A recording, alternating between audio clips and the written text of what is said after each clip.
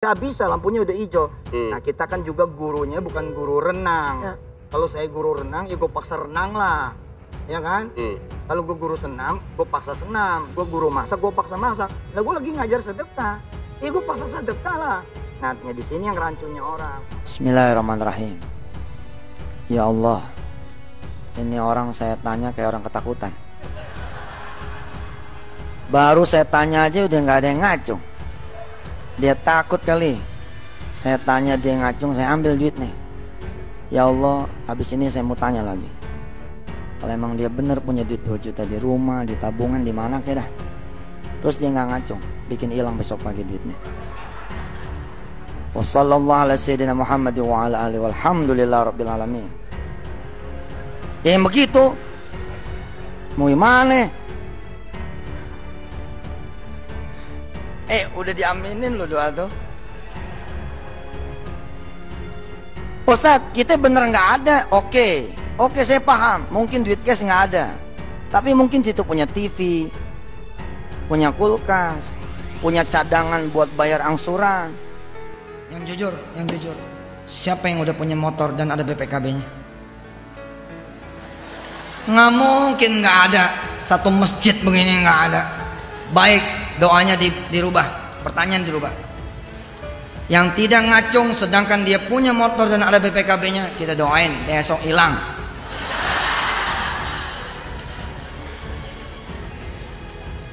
Siapa di antara bapak-bapak yang sudah punya motor dan ada BPKB-nya?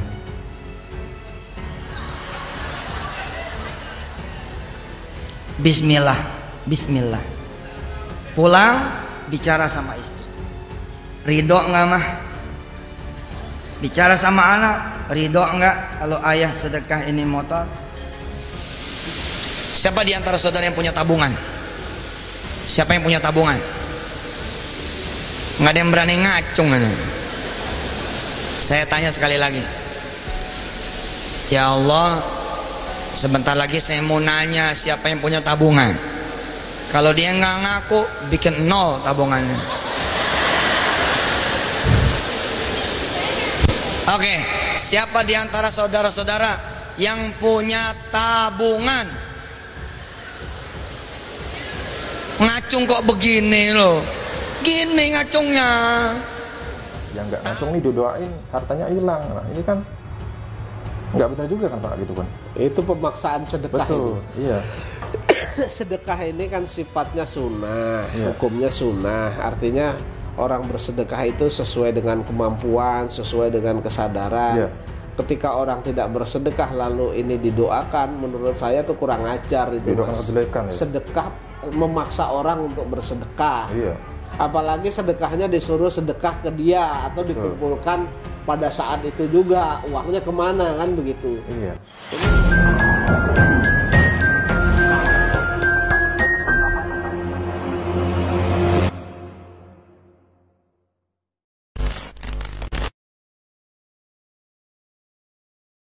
Agamanya kayak seperti ini, aneh kan guru sedekah jadi ngajarkannya sedekah kan gitu.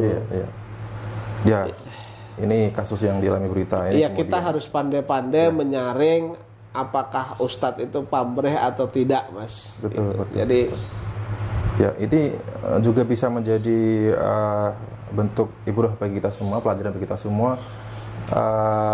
Ya, kembali lagi riadah itu baik. Ya, kemudian kita berusaha sholat tepat waktu ya, kemudian memperbanyak ibadah sunnah, ya membaca Al-Quran dan lain-lain. Tapi yang perlu direvisi, perlu diperbaiki adalah niat kita. Jangan sampai kita niat sholat, niat ibadah, niat ngaji Quran. Nah ini tujuannya cuma semata-mata untuk duniawi Pak ya, supaya hutang terselesaikan, supaya bisnisnya lancar. Nah ini dengan itu kalau dikasih sama Allah. Betul. Begitu minta kita kalau dikasih sama Allah, tapi kalau nggak dikasih sama Allah kan kita rugi dunia akhirat. Iya kan? Iya. Dan ini sebagai bukti bahwa doktrin atau ajaran Yusuf Mansur ini kurang tepat gitu. Dan ada lagi Pak video dari Yusuf Mansur gitu kan gaya-gayanya Yusuf Mansur itu kan ketika meminta jamaah bersedekah ini selalu ada kata matematikanya. Jadi sedekah 1 akan dibalas 10, 100 bahkan sampai 700 kali lipat gitu Pak. Dan kemudian riyadhah 40 hari.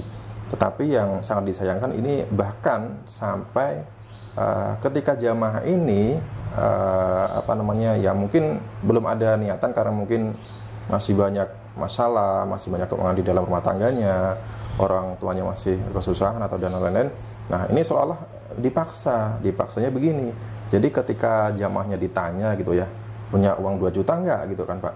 Nah ini kalau ditanya yang punya 2 juta ngacung, nah yang nggak ngacung nih didoain hartanya hilang. Nah ini kan nggak benar juga kan Pak gitu kan. Itu pemaksaan sedekah. Betul, iya. Sedekah ini kan sifatnya sunnah, hukumnya sunnah. Artinya orang bersedekah itu sesuai dengan kemampuan, sesuai dengan kesadaran. Ketika orang tidak bersedekah lalu ini didoakan, menurut saya tuh kurang ajar itu Mas. Sedekah memaksa orang untuk bersedekah. Apalagi sedekahnya disuruh sedekah ke dia atau dikumpulkan pada saat itu juga, uangnya kemana kan begitu.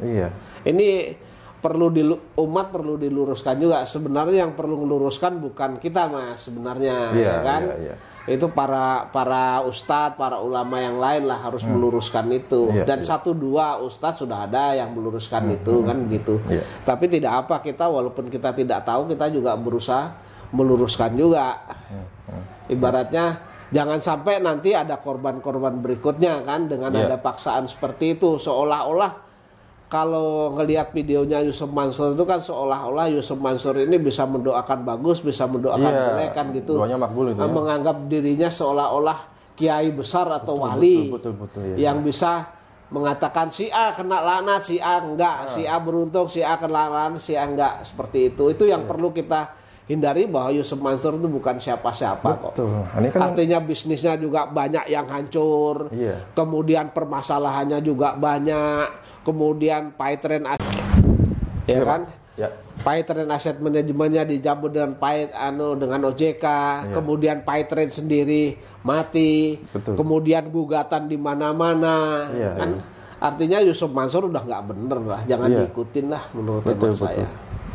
Dan yang disayangkan ketika gaya-gaya ini mendoakan jamaahnya hartanya hilang ya kalau nggak ngacung, kalau nggak jujur punya tabungan berapa kan.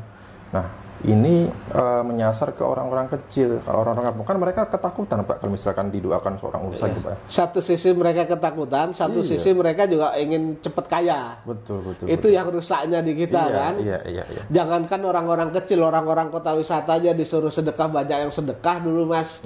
Ditakut-takutin juga, dimatikan lampu ya, walaupun itu bukan Yusuf Mansur langsung, tapi awal masuknya orang-orang itu dibawa oleh Yusuf Mansur dalam rangka investasi itu.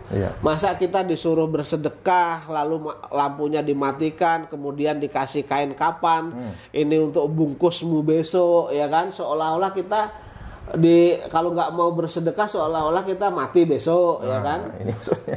Kemudian ada yang dikasih batu nisan, misalnya nisan dari papan itu sudah ditulis misalnya si A tempat tanggal lahir sekian, wafatnya sekian, nanti tinggal nulis saja. Seolah-olah kalau kita nggak sedekah hari itu besoknya mati. Ini kan sebenarnya menurut hemat saya taktik untuk memaksa orang bersedekah lah. Dan itu tadi, dan kan seolah Yusuf Mansur itu berani mengucapkan nominal gitu ya, padahal kan nggak sepantasnya kan gitu. Menanyakan jamaah yang ada di sana mempunyai tabungan berapa gitu kan, kemudian diminta untuk mensedekahkan tabungannya 10%, dan juga misalkan seolah kata nominal 2 juta, minimal sedekahnya 2 juta gitu kan, akan diganti 10 kali lipat.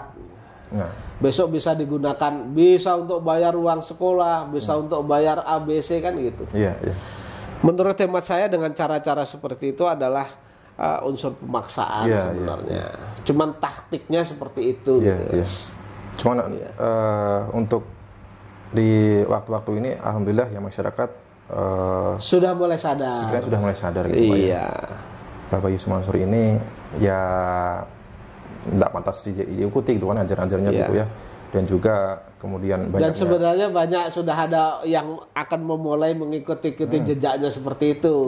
Alhamdulillah Yusuf Mansur ini sudah tidak begitu, pamornya sudah tidak begitu bagus, yang ikut-ikutin juga alhamdulillah juga sudah tidak berjalan juga. Mudah-mudahan tidak ada umat berikutnya yang bisa dibodoh-bodohin lah, Mas. Kita harus cerdas lah.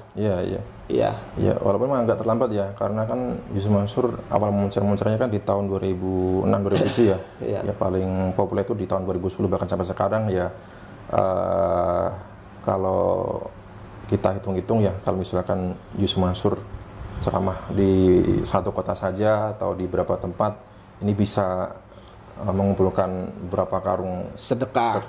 Nah, ini sekarang dicoba saja. Ya, malah masjid yang mau datengin aja mungkin nggak mau, Mas. Iya. Ini sebagai bentuk ini juga sebagai bentuk sanksi sosial ya, hukuman sosial dari masyarakat itu. Saya kira udah mulai jalan itu, saya kira. Kalau orang sudah tahu bahwa apa yang diperbuat oleh Yusuf Mansur dan kroni-kroninya, saya pikir ya sudah harus menjauhi usahanya Yusuf Mansur, baik itu usaha dalam bidang apapun termasuk bidang pendidikannya. Karena melihat juga kesombongan dari Yusuf Mansur yang memamerkan bisnis-bisnis seperti warung steak bisa bayar pajak sehari 100 sampai 2 juta, paling kecil saja 50 sampai 100 miliar kan begitu, Pak. Nah, ini sedangkan banyak masyarakat, banyak umat yang merasa dirugikan ketika minta haknya. Ini sulit bukan main untuk sulit, Mas. Sampai ke pengadilan. Sampai ke pengadilan. Perkara saya aja sekarang sampai PK itu belum ada putusan. Perkaranya Bu Ilis sudah menang 2 kali. Kemudian dia kasasi kan. Artinya masih ada perjuangan, tapi ya nggak apa-apa. Sebatas Yusuf Mansur belum mengembalikan uang-uang dari para jamaah, termasuk saya dan seterusnya, ya akan ada gugatan terus-menerus. Ya namanya dia nanam kan, dia harus memetik buahnya, Mas. Betul. Ya. Dan juga ada kecurigaan dari masyarakat ini, bagaimana bisa Yusuf Mansur itu mempunyai bisnis secepat itu ya. Ini grafiknya kan Pak Zaini bilang ini bukan landing tapi najak ini kan, Pak. Kan tidak bisa dinalar gitu ya seseorang. Dan Yusuf Mansur kan mengakui sendiri bahwa mereka bukan anak dari konglomerat. Betul. Ya kan? 2007 aja rumahnya masih tanah gitu. Iya, bukan anak dari konglomerat. Kemudian mereka juga dapat istri juga bukan anaknya konglomerat, malah yatim piatu kalau tidak salah kan. Artinya kan modal itu butuh bisnis. Sebagaimana yang dicecar oleh Hotman Paris di Hotman Paris Show.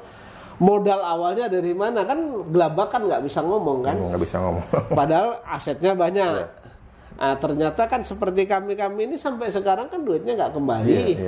Dan itu Yusuf Mansur mengatakan bahwa nanti bisnis seperti ini. Ternyata bersamaan dengan itu Yusuf Mansur di lain nanunya kan Yusuf Mansur mengatakan di tahun yang sama hampir 2010 atau 2011 itu kami 2009 mulai berinvestasi kemudian 2011 awal macet, tapi 2009 2010 awal macet Yusuf Mansur justru kami yang macet uangnya nggak kembali. Yusuf Mansur malah punya warung steak sebanyak 20 cabang. Ini kan logika dari mana kalau uangnya nggak dari kami kan gitu kan. 2006, 2007 mengatakan rumahnya itu masih tanah, belum keramik, toilet pun nggak punya. Tiba-tiba 2010 bisa masuk gabung di warung steak. Ini kan, nggak tahunya di kota wisata bikin bisnis yang merugikan jamaah hampir 55 miliar itu kan. Dan juga baru ketahuan akhir-akhir ini ya, ternyata sedekahnya. Dan ketika itu gagal bayar, macet, kemudian termasuk saya waktu itu ingin memperkarakan, kan nggak boleh Yusuf Mansur, ya udah Anies saja yang ganti. Anies saja yang ganti nanti dengan cara mencicil karena saya masih punya penghasilan dari ceramah di TV ini dan seterusnya gitu. Jadi, tapi sampai sekarang kan hanya di muka saja dicicil terusnya kan hilang. Saya lagi enak nih lampu merah, nggak bisa lampunya udah hijau. Nah kita kan juga gurunya bukan guru renang. Kalau saya guru renang ya gue paksa renang lah, ya kan? Kalau gue guru senam, gue paksa senam. Gue guru masak, gue paksa masak. Lah gue lagi ngajar sedekah, ya gue paksa sedekah lah. Nah, di sini yang rancunya orang. Bismillahirrahmanirrahim. Ya Allah, ini orang saya tanya kayak orang ketakutan. Baru saya tanya aja udah nggak ada yang ngacung. Dia takut kali. Saya tanya dia ngacung, saya ambil duitnya. Ya Allah, habis ini saya mau tanya lagi. Kalau emang dia bener punya duit 2 juta di rumah, di tabungan, di mana kayak dah. Terus dia nggak ngacung, bikin hilang besok pagi duitnya. Wassallallahu ala sayyidina Muhammad wa ala alihi walhamdulillah rabbil alamin. Ya yang begitu, mau gimana? Udah diaminin lo doa tuh. Ustadz, kita bener nggak ada. Oke, saya paham. Mungkin duit cash nggak ada, tapi mungkin situ punya TV, punya kulkas, punya cadangan buat bayar angsuran. Bapak, yang jujur, siapa yang udah punya motor dan ada BPKB-nya? Nggak mungkin nggak ada. Satu masjid begini nggak ada. Baik, doanya dirubah, pertanyaan dirubah. Yang tidak ngacung sedangkan dia punya motor dan ada BPKB-nya, kita doain besok hilang.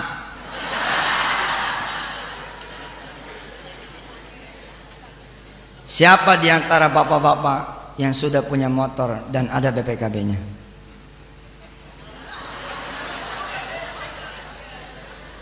Bismillah. Pulang bicara sama istri. Ridho nggak mah? Bicara sama anak, ridho nggak kalau ayah sedekah ini motor? Istri yang siapa di antara saudara yang punya tabungan? Siapa yang punya tabungan? Nggak ada yang berani ngacung ini. Saya tanya sekali lagi. Ya Allah, sebentar lagi saya mau nanya siapa yang punya tabungan. Kalau dia nggak ngaku, bikin 0 tabungannya. Oke, siapa di antara saudara-saudara yang punya tabungan? Ngacung kok begini loh. Gini ngacungnya.